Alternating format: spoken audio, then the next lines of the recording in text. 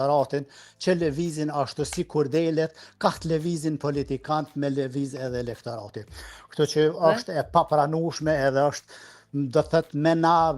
është nën çmim i elektoratit me thonë se do ta kthej elektoratin, do ta marr pas veti, thuti që ne jem gjithë dele, ka të shkon njëri, ne do të vrapojmë pas tina. Këtu unë nuk besoj se do të ndodhë. Edhe kë kime votu në këto zgjedhje? Unë e kum votu lëvizjen vetë vendosje, edhe kum votue 90% i kum votue do të thëtë kandidat që kanë qenë të listës Guxha,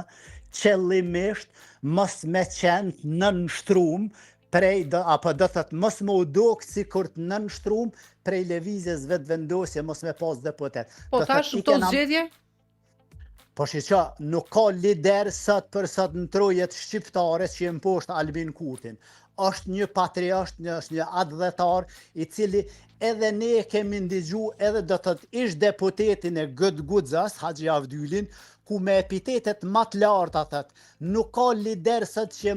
e mposht Albin Kurtin, do thët Lumir Abdixhi ku mundet me qenë një minister i Albin Kurtit, Vjosa Osmani mundet me qenë një avokat Albin Kurtit, po me zonë vendin Albin Kurtit, do thët apo me mposht Albin Kurtin, sot unë besoj edhe fuqishëm besoj se nuk ka lind nana shqiptare një lider i cili mposht Albin Kurtin. E kanë të kot, ne peshofëm gjithë se qëllimin e kanë me bloku Albin Kurtin edhe me qit para elektoratit si ku të dështum. Po qytetarët po e shofin, dhe thët kush gënjen thet se LDK-ja i ka pas